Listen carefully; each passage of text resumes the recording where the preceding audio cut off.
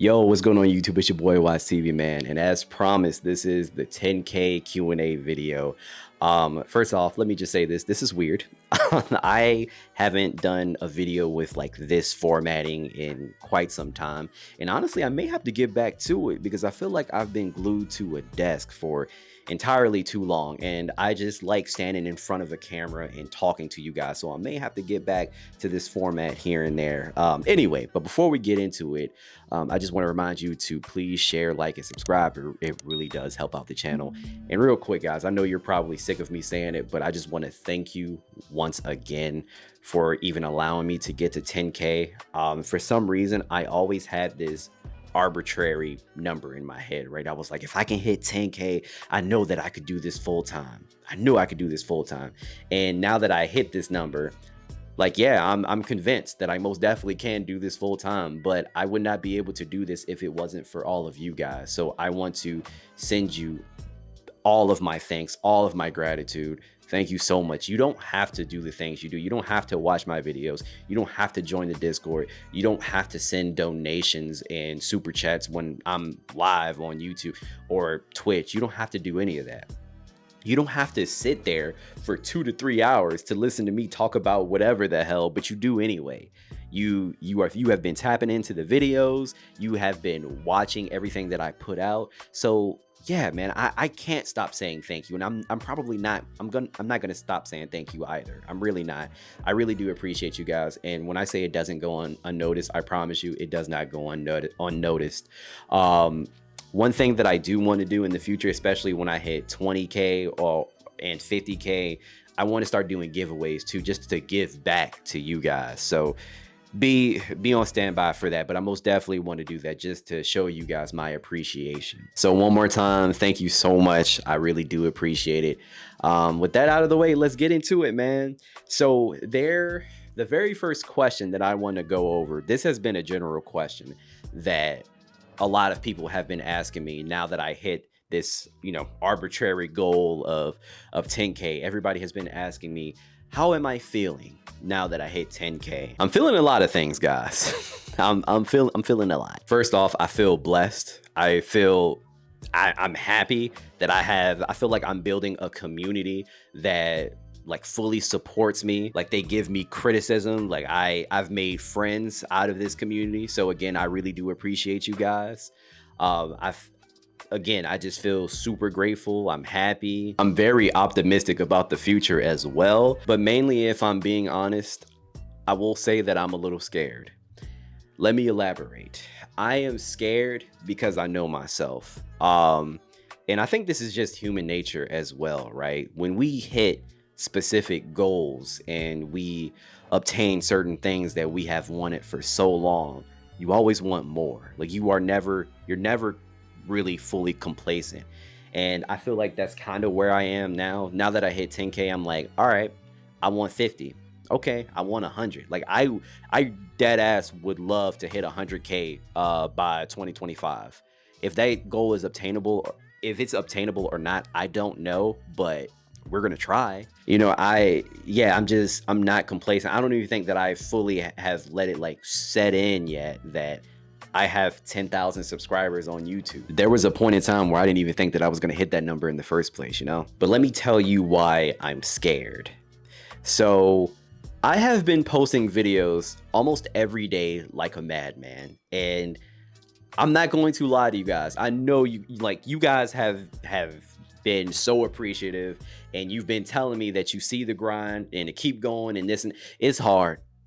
Like this is hard. Posting videos almost every day, this is a grind. And I want you guys to know that I do have a 9 to 5. Like I work from home, but I legit have a 9 to 5. When I'm not making content, I'm doing work. So I say that because I'm a lot of things, right? I'm a husband, I'm a son, I'm a brother, I'm a friend. If I am going to continue on this path, in which I probably will, because what I've been doing has been working. It's been grueling, but it really has been working. Like I've been getting noticed a lot more. Obviously, I've gotten a lot more subscribers and my views have gone up as well. So if I were to stay on this path right now, I am scared that I may lose out on the things that I just named, you know? Like I'd never like I don't want to get too busy for my wife. I don't want to get too busy for my family. I don't want to get too busy for my brothers, but I feel like if this is something that I want, I have to sit down and just like lock in and just keep pumping out this content, you feel me? So I will say that is a part of this that I feel genuinely scared about. It's the fact that I don't want to neglect, you know, any of my positions, whether it's me being a husband, a son, a brother, or a friend, you know? And I know the more that I grow, probably the busier that I'm gonna get as well. So I don't know, man. I just, maybe I'm overthinking, because I do know that other content creators juggle all of those things as well. So I know that it's most definitely possible. I will say I think it's going to be a lot easier, like if I get to do this full time. Like if I'm at a position where I'm making enough money, I will most definitely quit my job and just do this full time, and then that will probably make things a little bit easier. But like I said, I could be overthinking it, which I tend to do all the time. But yeah, I will say a part of me is a little bit afraid, but excited at the same time. I don't know. It's weird. It's weird, man. It's weird. Anyway, let's get into the rest of these questions. So MLab C17, look, if I mispronounce your username, Jesus, please forgive me. All right, forgive me. I'm sorry. They asked, what was your biggest motivation / inspiration for starting your channel, and who are your favorite rappers? Great questions. All right, so what was my motivation? All right, so I started my channel. Back in May 7th in 2018, I believe. I'm pretty sure that's the date. So it's been a while since I created a YouTube channel. The motivation behind me making a YouTube channel was honestly, I guess, my experiences, if that makes any sense. So I graduated college in December of 2017.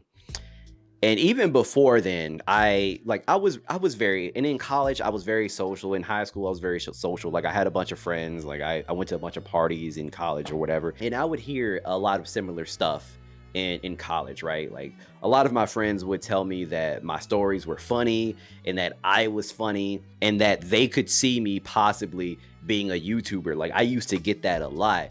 And that was funny to me because a lot of the times they thought I was trying to be funny, or they thought I was trying to be funny while I was telling a story. I was just being myself. Like, and 9 times out of 10, like I'm dead serious. Even at work, man, like I will be so serious about something and people would just think I'm so funny. I'm like, nah, I'm dead ass serious. Like I don't know what that is, but a lot of people, I could be so serious in my mind, but to other people they think I'm just like hilarious. Now, if you don't agree, that's fine. And honestly, I don't even think I'm super funny myself. I'm just going off of like my own anecdotal experiences, you know. So after I graduated in December, I was in that weird transitional period, you know, where you just graduated, you're trying to figure out what you want to do with your life, and you're currently looking for a job. And unfortunately, I found out during my senior year, so I got a degree.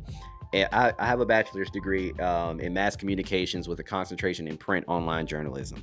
Unfortunately, during my senior year of college, I realized I no longer wanted to be a fucking journalist because I didn't want to live that life. That life is not fun, and it wasn't for me. So like I said, as soon as I graduated, I was in that weird transitional period. I don't know what I'm going to do with my life. I don't know what jobs to apply for. I'm currently trying to apply for full-time jobs at my part-time job. That wasn't working out at the time. Like they would give me interviews, but they would never hire me for those full-time positions. Anyway, just in that weird transition that a lot of you probably have also gone through yourselves. With that being said, during this time, I'm consuming a lot of content, like a crap ton of content. Some of my favorite content creators from this time, and still some of my favorite content creators today, some of them, RDC World, a lot of you guys probably know that group. Like there is so much that I felt like I had in common with this group of guys, as you can see. I mean, that me saying that probably isn't surprising at all. I used to watch them a lot. So there is actually one content creator specifically that motivate me to pick up a camera and just start a YouTube. And believe it or not, that content creator was Dante. I used to watch his videos. I used to watch RDC. I forgot who else I used to watch. I used to watch so much content. But at that time, Dante, he was doing, you know, just a bunch of reactionary crap, especially like music. And I love music. Like, I still love music. Like, I love hip hop. I love R&B. I just love music in general. And that's a lot of what he was doing. And so I used to watch a lot of his content, and he made it look so fun. And the thing that inspired me the most about Dante was his story, essentially about like how he used to have a dead-end job. You know, I don't know if he was like a janitor. I forgot what the specific job was, but he used to have a dead-end job, and he was just telling everybody that his life changed as soon as he picked up a camera and he started to do YouTube constantly, consistently, and then he was able to do it full time. And yeah, he said his life changed, and he essentially told everybody in the video, like, if this is something that you want to do, just do it. Just do it. And he essentially told everybody, if making content is something that you want to do, bro, just do it. Just try. Pick up a camera, pick up your phone, and post videos and be consistent. Like, he made this whole speech, and for some reason I listened. I don't know why. Like, his speech was like just so compelling, because I was like, I really don't know what I want to do with my life.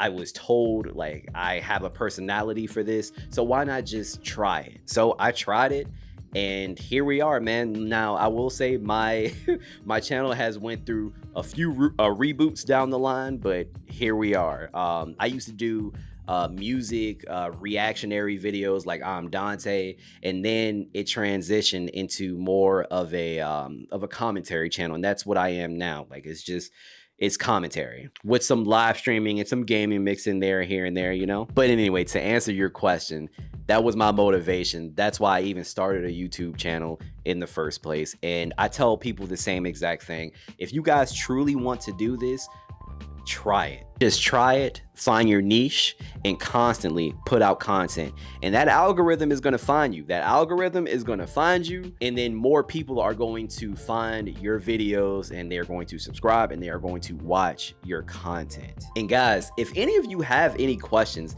about content creation, about gear, about YouTube, about Twitch, whatever, yo, hit me up. Hit me up. Please join the Discord. I answer questions all the time, especially when it comes to content creation. So please hit me up. I am here to answer any type of questions. I want to pay it forward, right? I got to this point because other people have motivated me to get to this point, and I want to do the same for other people as well. So if you have any questions, just please let me know. But I'm telling you guys, if I can do this, you most definitely can do this. So if you've been debating about making a YouTube channel and making content, if you've been going back and forth, just do it. Do it. Be consistent. Don't worry about numbers in the beginning, and just have fun with it.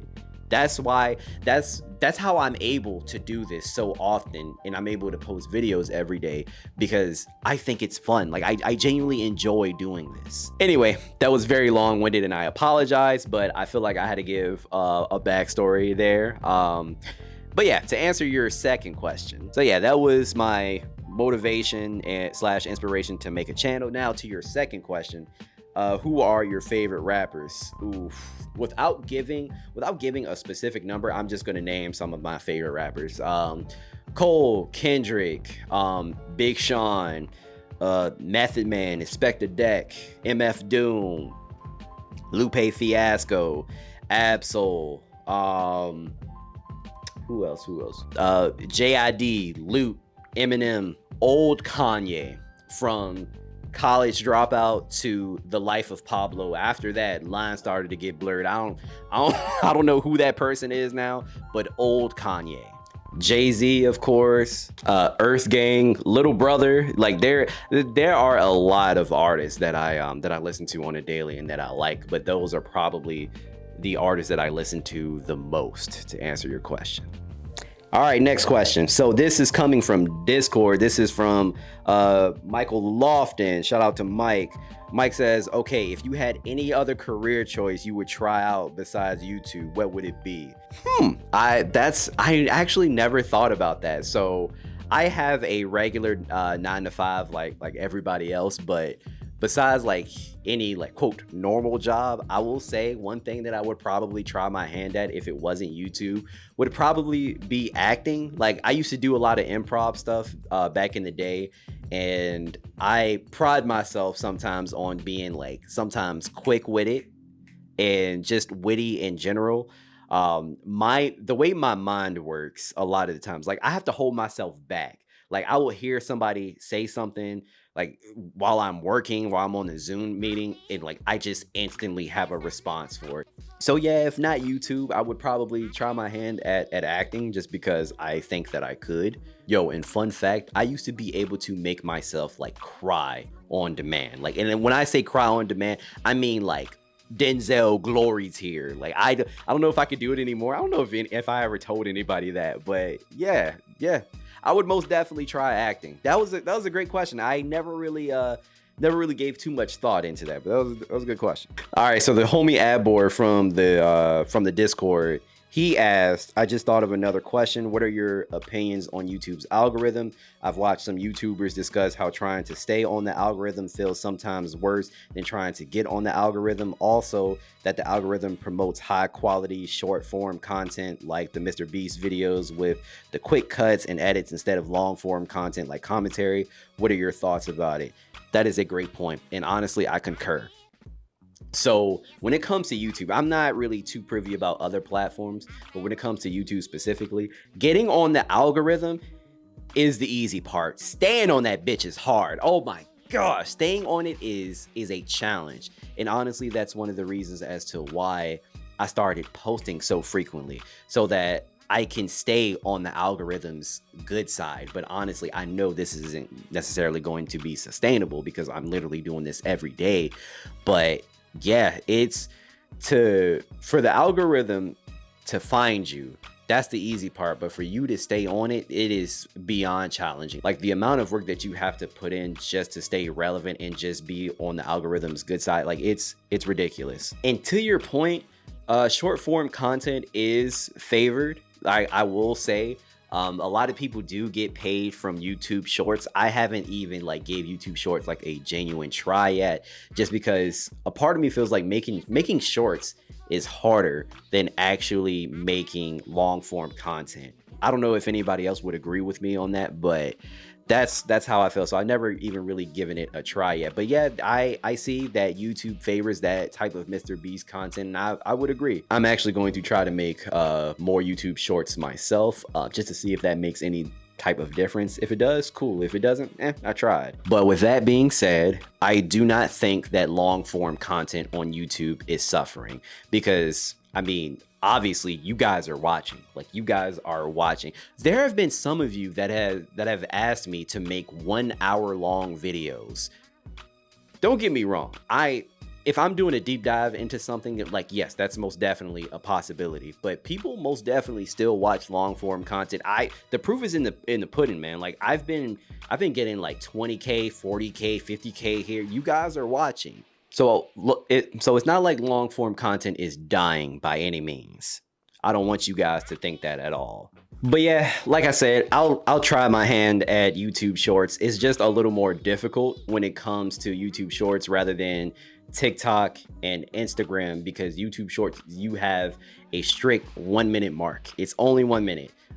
TikTok, you can have long form content on there, longer form content, I should say.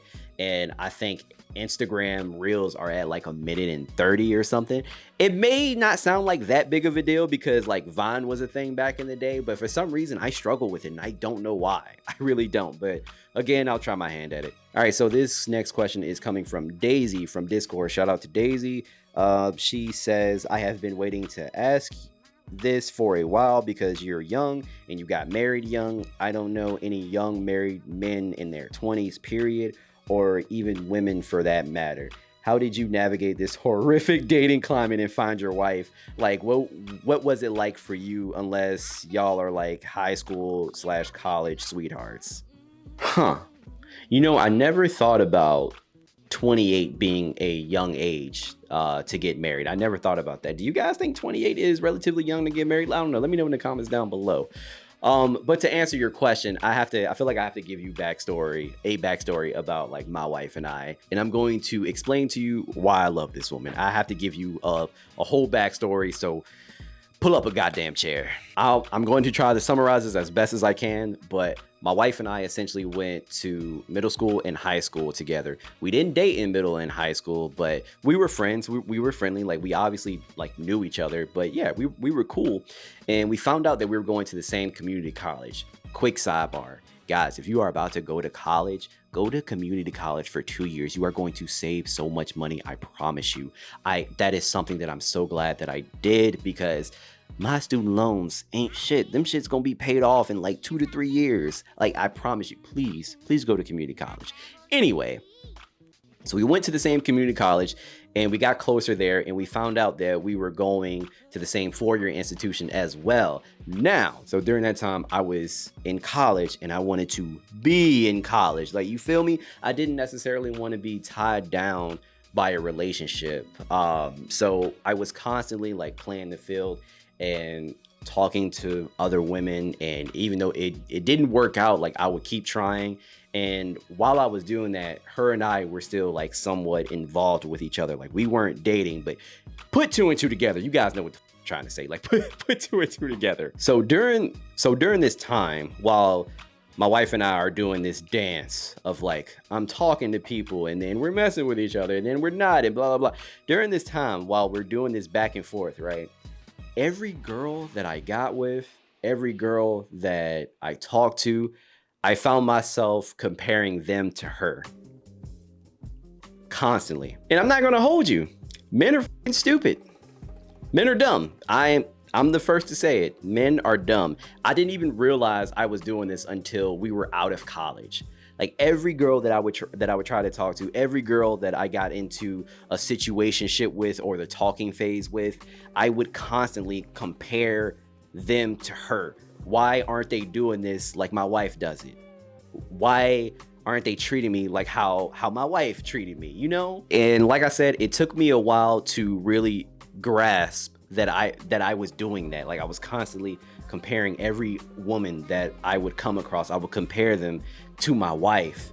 And I was like, damn, well, gee, why not just be with my wife if you're going to keep comparing the two? And honestly, getting married to her was one of the best decisions that I've ever made in my life. When thinking about getting a partner or a potential wife, she checked off every box that you could possibly have. Like, she's attractive, she's nice, she is caring, she's understanding, she constantly has my back, and she is super supportive, like very supportive. So all of those qualities that are in my wife, I was looking for in other women, until I kept comparing the two. And then I realized, well, I'm gonna just stop being stupid and just be with my wife. Also, I feel like I took a long time, because we also had such a great friendship as well. And if anything like terrible happened, like, I didn't necessarily want the friendship to end. Like, I didn't want to lose her. I didn't want her out of my life. So there was also some sort of like fear there as well. So that's essentially what made me want to marry my wife. And also, let me tell you this, I dated women in the past, while I was like trying to grow my YouTube channel. I cannot tell you the amount of women that I had that laughed at me for even trying to be a content creator, and for even just trying to make a name for myself on YouTube. As soon as I said that, as soon as I said that, I saw Gambit in my head. You know how long I've been waiting for this? Woo, I'm about to make a name for myself here. Oh, I'm sorry. Off topic. But yeah, when I was trying to make a name for myself, I had a lot of women like laugh. A lot of people just laugh in general, or tell me that it wasn't going to work, or just be extremely negative. She was one of the main ones that was just extremely supportive from day one. Super supportive. To this day, she's supportive. She'll ask me, did you make your video? You should do it now, because if you don't do it now, you're not gonna want to do it later. How many subscribers do you have now? Exactly. Like, she's invested. She asks questions, and she's just super supportive when it comes to this. And this is And for me personally, that's very important to me because like I said, there are so many people that probably would have put me down if I told them that I wanted to do YouTube. But here she is standing by my side saying, no, you can actually do this. And honestly, that is also one of the reasons as to why I'm so motivated too, because I feel like I'm supported. When you feel like you're supported when you're doing something, whether it's a business venture, a YouTube, a new job, or whatever, things go so much more smoothly. But to answer your question, that's when I realized that I really wanted to marry my wife. Because to your point, yeah, even during my time, yeah, the dating market out there was garbage. It was doo-doo juice. I would never want to go back. Oh my gosh, I don't want to go back. Actually, it was trash, man. It was so trash. Like, it is so trash, man. I remember I matched with this girl on Tinder and I thought it was just going well. We were talking a lot, like late at night, etc., etc. We went out a couple of times and I thought it was going great because she was telling me it was going great. But then all of a sudden I get this long text message about how she just wants to be friends. So I just sent her a text after that just said okay, and I never talked to her ever again. And come to find out, she was interested in someone else this entire time, but instead she was leading me on while she was still talking to somebody else. So yeah, look, I'm with you. The dating market was ass when I was in the field, and it's ass now. I am so happy that I am married to the person that I am married to. Like, I love my wife. On some Chance the Rapper shit, I love my wife. All right, next question is from Hawk_9. I'm gonna assume that's Hawk. He says, yo, Watts, long time sub here. Appreciate you, my guy. Really love the content you've been dropping. The laid back, chill, casual vibe of the channel is what brought me here. My only question though, why did you stop putting the intro in the vids? Bought a hype at the beginning of the vids. I wish it would come back sometimes. Still appreciate the content though. First of all, shout out to you. Thank you, because I have a lot of new subscribers, and a lot of these new subscribers didn't even know that I used to have an intro video. So to answer your question, when things started to change in my life and my channel started to evolve a little more, I wanted to do like an overhaul. So I got rid of the intro. I try to make things a little more straight and to the point, but I had every intention on bringing it back, and I still have plans on bringing it back. Matter of fact, I don't know if you guys know this, but I did an interview a little while ago with a Grammy award-winning producer and engineer. His name is Ray Scavo, and he worked on Kendrick's last album. So I am probably going to reach out to him for some music, and I'm more than likely am going to throw an intro together. Like, I have an idea for it, but it's going to cost me a little bit of money and a little bit of time. So that's pretty much why you haven't seen like a new intro. But one is coming though, because you're not the only person that loved the intro. But so I really do appreciate that, man. Thank you. But don't worry, it's coming. Another channel overhaul is also coming. I am going to change my banner and my logo as well, so be on the lookout, hopefully before the end of the year, because now I am trying to represent myself as a brand, and I'm trying to make myself a little more appealing to these brands so I can get some brand deals. If there is any company out here looking to sponsor a smaller content creator, please hit me up. I'm here. I will promote the heck out of your product. Okay, I will promote. Please help. I would love a sponsored help. So this question is coming from Paul Glover 2778, and he asks, from all your observations, what do you think is the biggest problem with the new generation? Cause that's a great question. Oof. If I were to pinpoint a problem with this new generation, I would probably blame this. This right here, this phone, man, don't get me wrong. It is a very handy piece of technology that helps us in our day-to-day lives, right? But this is also a hindrance, because in my opinion, I feel like this phone is taking away a lot of social interactions, okay? Back in the day, you had to go out and talk to people. So many of the younger generation are hiding behind this screen when it comes to social interactions. Don't get me started on dating. I constantly hear a complaint from women saying that men no longer approach women. I feel like there are a couple of reasons for that, but one of the reasons is this: people are comfortable behind this. Like, it's easier to send a DM to somebody that you find attractive rather than actually walking up to them and trying to court them and trying to get their number. You feel me? So to answer your question, one of the biggest issues that come from off the top of my head, yes, is probably this. For sure. And they a little soft too, but we ain't gonna get into that. So this question is coming from KC 270352.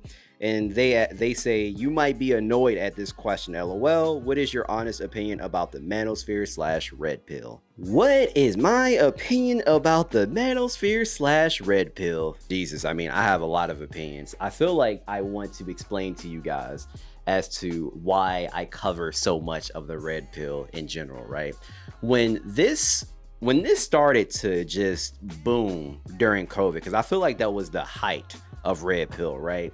And I don't know, all of the misogynistic things that I would hear, all of the misinformation that I would hear, a lot of the narrow-minded viewpoints that I would hear would just amaze me. And it just seemed like the guys in the red pill space, in the manosphere space, just in general, they thought so black and white. Men are like this, women are like this. And to this day, like, it still bothers me because the world isn't as black and white as these guys think. It's not. There is a ton of gray in this world. And as soon as this type of content started to trend, it started to get more and more popular, I started to get worried because I know young men are going to listen to this type of rhetoric. I know young women are going to also listen to this as well. And when it comes to their opinions about just women and dating, it is quite apparent that none of these guys have actually been in a normal relationship themselves. Most guys that I talk to about relationships in general, do you know that submission is never in any of their criteria? Ever. And I've talked to a lot of people.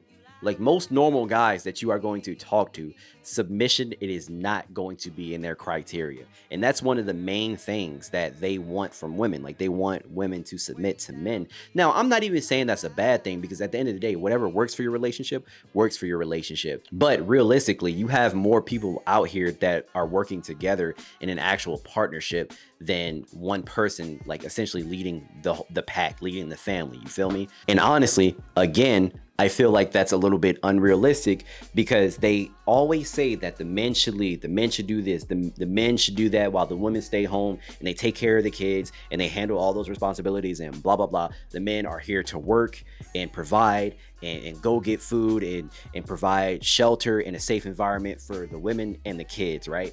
In this economy, that is not sustainable. That is, in order to fully provide for someone else in this economy, you have to be that 1% type of person. You have to be in a different tax bracket. You do. The majority of men out here cannot afford to not only provide for themselves, but also to provide for a woman and children. Not on one salary, unless they're working like a dog. And guys, you don't have to do that. Most people do not do that. Most people are in a relationship where there is a partnership. That's my main issue with the red pill. That's what I think. They talk to so many impressionable young men who have never experienced like dating a normal relationship, and for this to be the first thing that they hear, I think it is really damaging. And also, if we're being honest, I don't like people that don't follow their own advice. The red pill tells you never lead with money. Never lead with money. You don't want to do that. All right. You want women to have that burning desire for you. What do? Lead with money. They go on sugar baby apps. They buy jewelry for these women. They buy gifts, etc., etc. They constantly warn young men about, quote, 304s and whores, right? How many times have you heard somebody a part of the Red Pill, talk about whores and 304s? And how many times have you heard them talk negatively about OnlyFans and how about corn shouldn't be legal, etc., etc.? So if that's how you feel, then why are you going to constantly put these type of women right in the faces of all of your young impressionable fans? And that's all you have on your shows. It's just women, it's just promiscuous women with OnlyFans. And every time these women get off of, you know, shows like Fresh and Fit or the whatever podcast or whatever, the men that are watching subscribe to their OnlyFans. How are you going to complain about these women but put them directly in these young men's faces? It doesn't make any sense. And the same women that you talk down on, the same women that you complain about, are the same women that you constantly deal with, that you strictly deal with. Do you remember the sugar baby that Fresh had? What was her name? Samantha? I forgot what the hell her name was. I don't know. The one that he tried to kiss and she avoided him on live stream. She didn't want to do this live stream. She's doing this for me, so I appreciate her for that. Do I know you? I forgot her name. She was on a sugar baby website. She was getting money from a lot of different men. She was the girl that Fresh was constantly telling you to stay away from. If we are staying on the topic of Fresh, let's talk about Daisy Chin. Fresh and Myron have said constantly, time and time again, that Daisy Chin was an escort and that she was a 304 and that she had intercourse for money. They said that's who Daisy Chin was. So tell me, why is it that Fresh was the one to not only buy her gifts, but to also take her back to Barbados so that she could meet his mom? I can give you guys so many different examples, but they do not practice what they preach.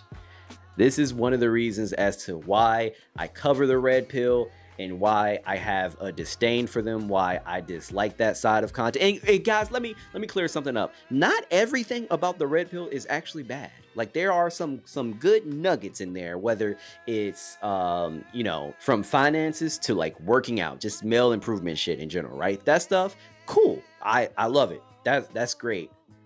But the relationship stuff is where no. So I essentially react to some of their content because I feel like young, impressionable men need to listen to a different perspective as well, because I personally can relate to them more than like a Fresh and Fit could relate to, you know, these young men. I'm not living in Miami. I used to date a lot of women. Like I'm normal. So since I can relate to them so much, I want to give them a different perspective. That's all. But no, I'm not mad at your question at all. I think it was a good question because a lot of you were probably curious about that as well. Let's see. TJ on YouTube says, what's the funniest or craziest memory you have with Moosie and Nicole? Oh man, that is rough, man. That is so rough. That's hard because I have a lot. First off, let me just say this. Shout out to Moosie and Nicole. They are two very good friends. You guys have seen them constantly in the chat, constantly in the Discord. They are two of the funniest people that I know, and also two of the most supportive people that I know as well. They're not even just friends at this point. They are family. I love them to death, and I do have a lot of good memories with both of them. Funny enough, we all met Moosie through I think it was Modern Warfare 2. And we've been cool for years, man. Like it's been a very long time. Yeah, it is very hard to pick a specific moment or favorite memories when it comes to both of them, Moosie and Nicole. And a lot of those memories come from us gaming with each other and just trolling people online. You guys have, for those of you that watch me play Call of Duty with Moosie and Nicole on Twitch, you've seen it. If you haven't seen the reel on Instagram, check out the reel on Instagram. Like, that's what we do. We troll people on Call of Duty, and we've been doing that essentially for years. This is how we met Moosie. After gaming, you know, for so long online, like, we essentially became like family. Like, Moosie has come down to Virginia, I don't know how many times, to just hang out and and just party or go to bars. Back in the day, we used to stay out in bars for a long time, like 2 to 3 a.m. type shit. And man, driving with Moosie is also a goddamn experience, because you have to lock the door, lock the window, so he can't roll them down, because he will most definitely bark at somebody, say something outlandish or something else crazy. But that's who he is, man. He's hilarious. He's a troll, and Nicole is essentially the same way. I don't know how they found each other. I really don't, because they're essentially the same person, and it's kind of scary. So I met Nicole later down the line when her and Moosie started to date, like I said before. And yeah, she is one of the nicest and one of the most generous people that I have met. Like whenever I go to their crib, like she just answers, she's like, yo, what do you want to eat? I can cook this, I can do that. Just super generous. She doesn't even like taking money from me. Like if she orders food, I'd be like, here's some money. I don't want your money. That's the type of person she is. Now, honestly, I think it's very hard for me to boil it down to like one specific story or one specific instance of something happening. Each time that I hang out with them, like it's genuinely fun. Okay, so the next question is coming from Cass on YouTube. She asks, what is a destination outside the US that you always dreamed of going? Ooh, that's a good question. So if I had to say places that I really want to go, okay, I would probably say Greece, Italy, and Africa. Those are 3 destinations that I really want to visit.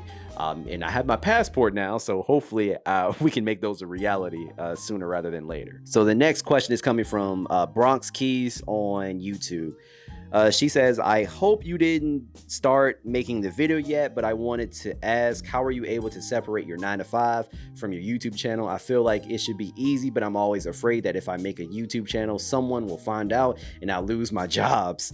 I have a few jobs. I don't plan on covering anything wilder than some of the stuff you touch on from time to time. If anything, I'm pretty mild. I don't curse or anything, and my topics would hover around popular internet things. I'm just afraid of the channel getting back to my employer. Let me knock on wood. Hold on. Before I even say what I'm going to say, let me knock on wood. All right. So let me just say this. You will be okay. If you are trying to essentially cover like popular topics that aren't any crazier than the topics that I cover, and you don't curse or anything like that, you're fine. You'll be fine. Even if it does get back to your employer, I mean, realistically, what would they say, especially since you don't even curse, you know? Like, and you seem like a nice person. You're obviously like not going to talk about any racist stuff or anything like that. Look, if you are not going to talk about anything as bad as what I'm going to talk about, you are absolutely okay. One piece of advice that I can give you is don't use the same emails. So my emails that I apply to for jobs and the email that I use for my YouTube are totally different. But make a separate email. It's going to be easier, and it's probably going to be a little more harder to find you. And also, I would probably advise that you go by some sort of alias. Do not use your actual name. Also, don't add any coworkers to any social media platform that you had. Just don't do that. Please don't do that. I learned quickly not to do that. I remember I was working a part-time job and I was in college. And, you know, I used to post stories all the time of just like, you know, me and my friends out at a bar, drinking, dancing. I'll never forget one of my coworkers showed my manager my story, and she was essentially like, oh, look what Watts did last night. He had a fun night, huh? Crazy.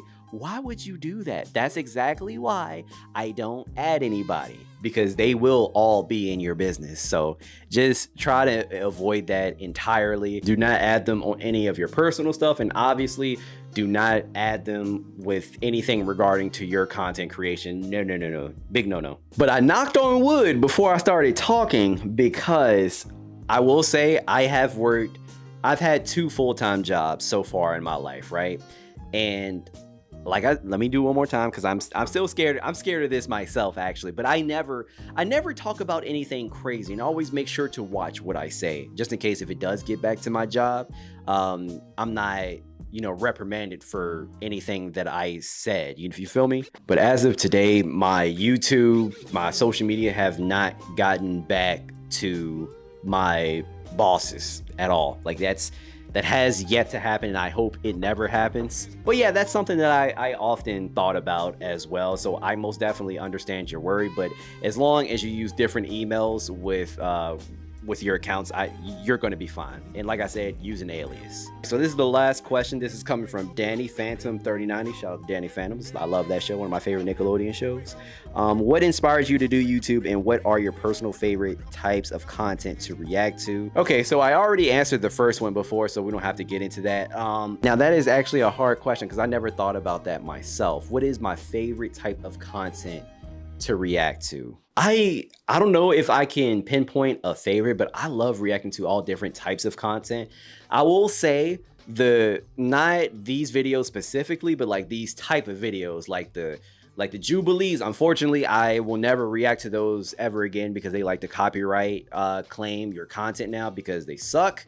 But the Jubilees like type videos, like the pop the balloon type videos, those are so fun. Like I have fun reacting to those. Like the last one that I did with the Dr. Elam dude, oh man, that was so fun, and it was so funny too. Like even with the Ninja Turtle, Aaron the plumber, what's up Queen, you're not qualified. Even him, that type of, I don't even know what to call that genre, that niche, but whatever that type of content is, I love reacting to that because it is so lighthearted. And there's really like not a lot of controversy behind it. Is just there. If I had to say anything is my favorite, I would probably say that. All right, man, that was the last question. I really do appreciate you guys for even asking these questions in the first place. I apologize for this video being so long. I am so sorry, but I always wanted to make one of these, and you guys are constantly asking me questions, so I thought it would be a good idea. So here we are. But yes, if you guys have any more questions, especially when it comes to content creation or anything like that, please make sure that you join the Discord. This is how you have easy access to me. I answer a crap ton of questions, and honestly, I just like to talk to you guys. So if you haven't already, please join the Discord. Don't forget to follow on all of my social media. They will be listed in the description down below. Follow me on Twitch at twitch.tv/Watts_TV94. And do not forget to continue to share, like, and subscribe, guys. I really do appreciate it. Thank you again. One more time, thank you so much for allowing me to get this far. I really do appreciate it. And I will see you guys in the next video. Peace.